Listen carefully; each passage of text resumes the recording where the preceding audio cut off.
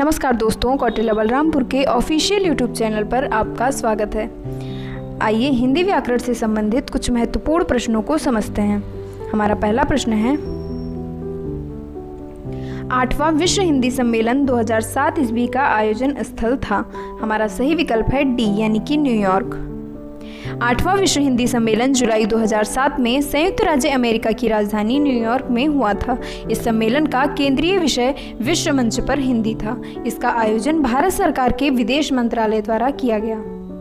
हमारा अगला प्रश्न है, निम्नलिखित में से कौन भारोपीय परिवार की भाषा नहीं है? तो हमारा सही विकल्प है सी यानी कि मलयालम भारोपीय परिवार की भाषा नहीं है। भारोपीय भाषा परिवार विश्व में बोली जाने वाली भाषाओं में सर्वप्रथम भाषा परिवार है।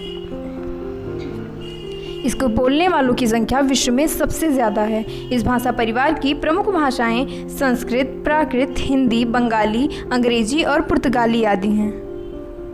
हमारा अगला प्रश्न है, हिंदी दिवस किस दिन मनाया जाता है? हमारा सही विकल्प है बी यानी कि 14 सितंबर को।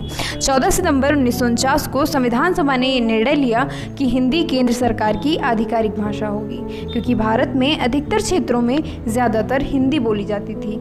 इसलिए हिंदी को राजभाषा बनाने का निर्णय लिया गया और वर्ष 1953 से पूरे भारत में 14 सितंबर को प्रतिवर्ष हिंदी दिवस के रूप में मनाया जाता है। हमारा अगला प्रश्न है, विकास की दृष्टि से प्राकृत की पूर्वकालिक अवस्था का नाम है? हमारा सही विकल्प है ए यानी कि पाली। हिंदी भाषा का विकास क्रम है वैदिक संस्कृत, लौकिक संस्कृत, पाली, प्राकृत, अपभ्रंश, अवहट्ट और हिंदी और अन्य आधुनिक भारतीय आर्य भाषाएं। हमारा अगला प्रश्न है, पश्चिमी हिंदी की दो बोलियों का सही युग्म है? हमारा सही विकल्प है डी यानी कि खड़ी बोली और बुंदेली। पश्चिमी हिंदी में 5 बोलियां हैं: खड़ी बोली, बांगरू, ब्रज, कौरवी और बुंदेली। हमारा अगला प्रश्न है, अर्धमागधी अपभ्रंश से विकसित बोली है? हमारा सही विकल्प है बी यानी कि बघेली।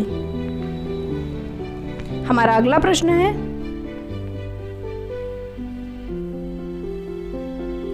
देवनागरी लिपि का सही विकास क्रम है? हमारा सही विकल्प है सी यानी कि ब्राह्मी लिपि, गुप्त लिपि, नागरी लिपि और देवनागरी लिपि। ब्राह्मी लिपि के 2 भाग हैं, उत्तरी ब्राह्मी और दक्षिणी ब्राह्मी। दक्षिणी ब्राह्मी से दक्षिणी भाषाओं का विकास हुआ और उत्तरी ब्राह्मी से देवनागरी लिपि का विकास हुआ। हमारा अगला प्रश्न है, भाषा की सबसे छोटी इकाई है? तो हमारा सही विकल्प है डी यानी कि वर्ड। हमारा अगला प्रश्न है, वर्णमाला कहते हैं? हमारा सही विकल्प है डी यानी कि वर्डों के व्यवस्थित समूह को वर्णमाला कहते हैं। हमारा अगला प्रश्न है, निम्न में से कंठ ध्वनियां कौन सी हैं? हमारा सही विकल्प है ए यानी कि का और खा। छोटा आ, बड़ा आ, का वर्ग, हा और विसर्ग का उच्चारण स्थान कंठ है। अगर आपको हमारा कंटेंट पसंद आता है तो हमारे YouTube चैनल को सब्सक्राइब करिए, बेल आइकन पर प्रेस करिए और प्रोग्राम का लिंक अपने दोस्तों के साथ शेयर करिए। धन्यवाद।